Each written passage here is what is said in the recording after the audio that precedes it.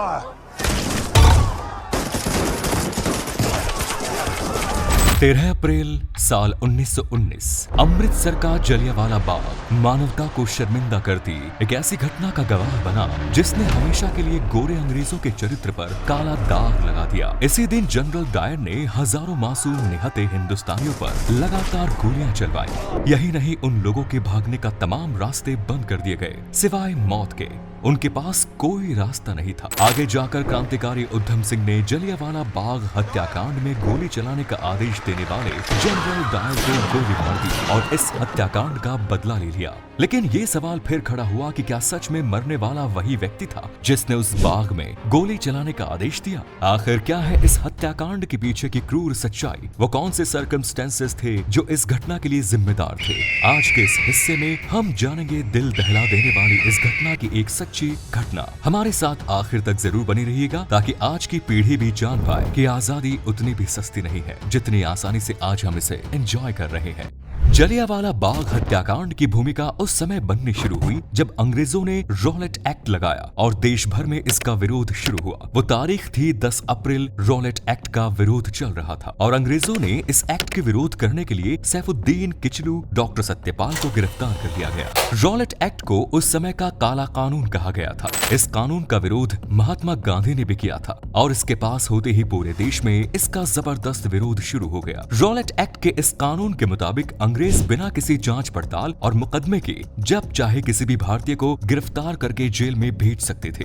Rowlatt act के विरोध में सैफुद्दीन किचलू और डॉक्टर सत्यपाल की गिरफ्तारी ने आग में घी का काम किया। जनता का आक्रोश अपने उफान पर था, लेकिन तूफान से पहले वाली शांति छा गई। लोगों ने एक बड़े विरोध प्रदर्शन करने के लिए 13 अप्रैल को सुबह जलियांवाला बाग में एक बड़ी सभा करने का निर्णय लिया। सारे के सारे लोग इकट्ठा होते, वहां पर रॉलेट एक्ट का विरोध होता और साथ ही इन दोनों की गिरफ्तारी के विरोध में स्वर मुखर हुए। जलियांवाला बाग में 13 अप्रैल को होने वाली इस रैली की खबर जनरल रेजिनाल्ड डायर को पता चल गई। 13 अप्रैल पंजाब में बैसाखी का दिन भी था। वैसे भी पंजाब में बैसाखी बड़ी ही धूमधाम से मनाई जाती थी। लोग एक तरफ बैसाखी का जश्न मना रहे थे, अपने लोगों से मिल रहे थे और दूसरी तरफ इस सभा की तैयारी चल रही थी। लेकिन जनरल डायर ने इस सभा के खिलाफ पहले से ही तैयारी कर ली थी। उसने 12 अप्रैल को ही अतिरिक्त सैनिक टुकड़ी बुलाकर अपनी तरफ से पूरी तैयारी कर ली। सुबह का वक्त था।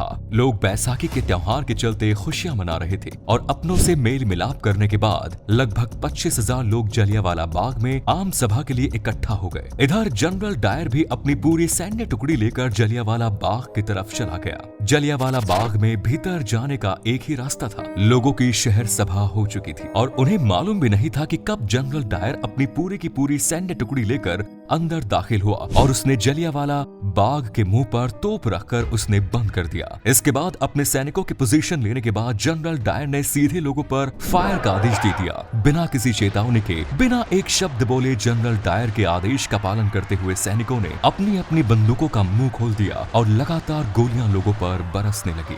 जलियांवाला बाग में जनरल डायर 50 राइफल और इतनी ही खुखरी लेकर पहुंचा था। इसका मतलब है कि वो पहले से डिसाइड करके आया था कि उसे क्या करना है। जवानों ने इस दौरान लगभग 10 मिनट में 1600 राउंड फायर किए। लोगों को न संभलने का मौका मिला और न बचकर भागने का।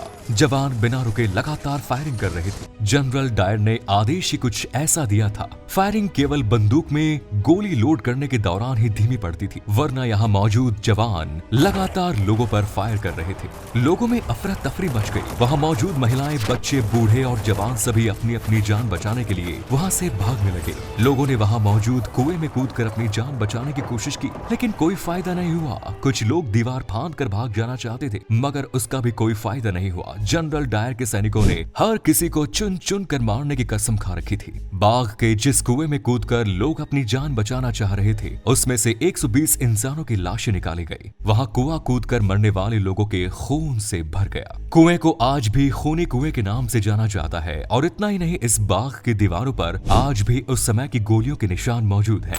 लगातार 10 मिनट हुई इस अंधाधुंध फायरिंग के बाद जनरल डायर राक्षसों की तरह हंसता हुआ वहां से बाहर चला गया। इतना ही नहीं, अमृतसर की सड़कों पर जो भी भारतीय उसे नजर आता वो उसे भी गोली मार देता।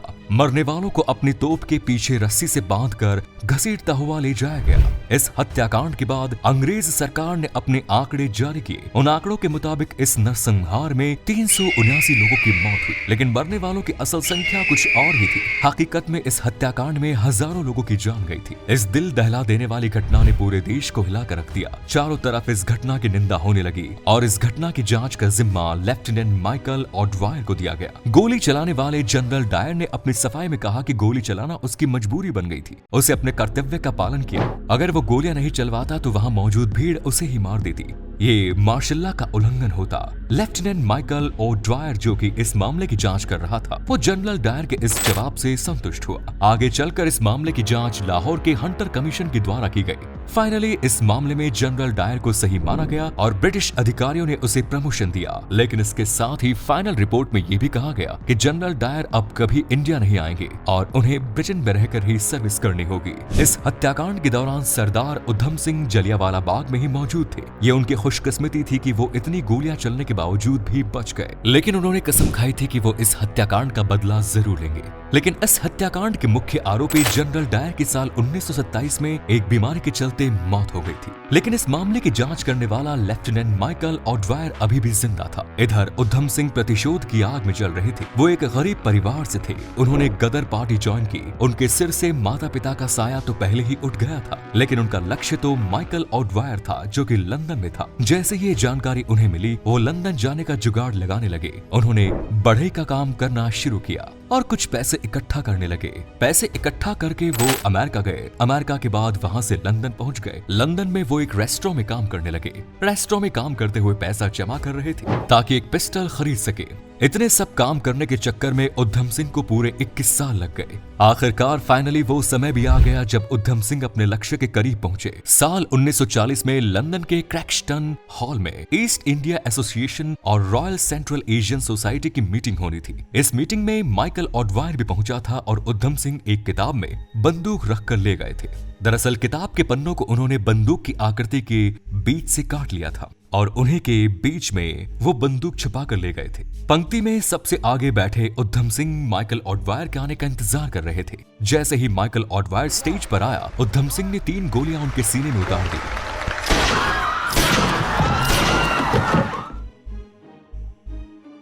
वो वहां से भागे नहीं बल्कि वहीं खड़े हो गए और उन्होंने कहा कि 21 साल बाद जलियांवाला बाग हत्याकांड का बदला ले लिया। उधम सिंह ने वहां अपनी गिरफ्तारी दे दी। इसके बाद 31 जुलाई 1940 को उन्हें फांसी दे दी गई। यहाँ ये बात ध्यान देने लायक है कि जलियांवाला बाग हत्याकांड से जो 2 अंग्रेज अफसर जुड़े हुए थे, उनके नाम काफी मिलते जुलते थे। उनमें से एक जो असली गुनहगार था वो पहले ही अपनी बीमारी के चलते मारा गया, जबकि जिसने गुनहगार को जांच के दौरान बचाया उसे अमर शहीद सरदार उधम सिंह ने मार दिया। हमारी आजादी की लड़ाई में अनगिनत शहीदों ने अपने प्राणों की आहुति दी है। ये आजादी हमें बड़ी ही मुश्किल से मिली है। अब ये हमारा फर्ज है कि हम इस आजादी को हमेशा बनाए रखें। उम्मीद है ये वीडियो आपकी उम्मीदों पर खरा उतरा होगा। धन्यवाद।